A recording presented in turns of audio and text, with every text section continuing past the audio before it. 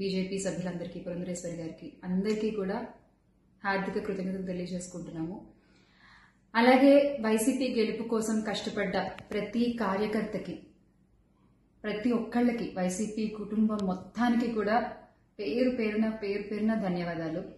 Yes, ఓడిపోయాము, కానీ ఒకటి గుర్తుపెట్టుకోవాలి, గెలిచిన నాడు ఎప్పుడూ విర్రవీగలేదు విజయ గర్వంతో, ఓడిపోయిన నాడు ఏనాడు కూడా కుంగిపోలేదు. అలాగే ఈసారి కూడా మన జగన్మోహన్ రెడ్డి గారు మరింత బలాన్ని పుంజుకుని మళ్ళీ ఖచ్చితంగా మీ అందరి సపోర్ట్తో మనందరం కలిసి జగనన్నతో నడిస్తే ఖచ్చితంగా మళ్ళీ ఒక మంచి ప్రభుత్వంగా మనం ఏర్పాటవుతాము.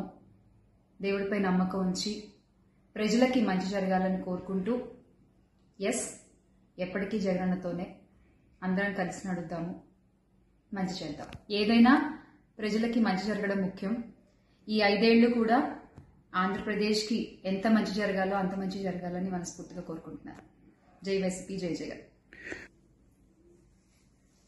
థ్రెటనింగ్ కాల్స్ గురించి వచ్చేసరికి, ఎస్, చాలా కాల్స్ వస్తున్నాయి, చాలా బెదిరిస్తున్నారు.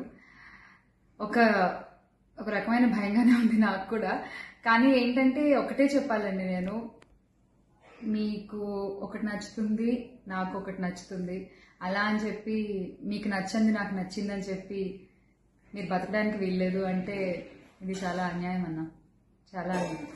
సో ప్లీజ్, దయచేసి ఏది కూడా వ్యక్తిగతంగా తీసుకోవద్దు. నేను వ్యక్తిగతంగా ఎవరిపైన విమర్శలు చేయలేదు, చెయ్యను కూడా. ఎప్పటికీ నాకు చాలా గౌరవం.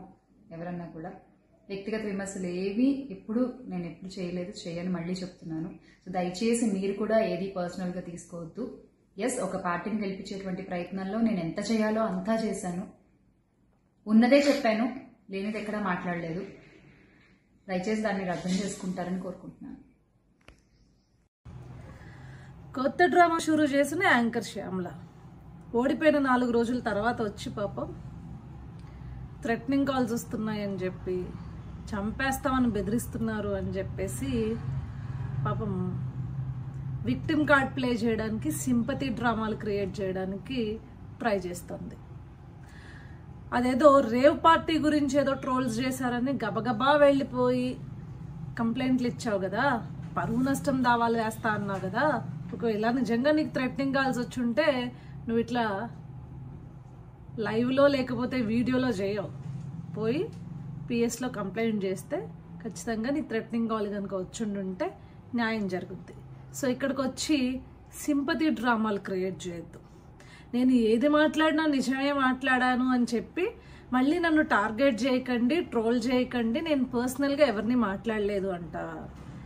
నువ్వు పవన్ కళ్యాణ్ గారి పైన వ్యాఖ్యలు చేసింది తెలీదా, లేకపోతే పిల్లి పిట్ట కథలు చెప్పేసి తెలుగుదేశం పార్టీ నాయకుడు చంద్రబాబు నాయుడు గారిని కానీ లేకపోతే పవన్ కళ్యాణ్ గారిని కానీ ఏ రకంగా సంబోధించావో గుర్తులేదనుకుంటున్నావా?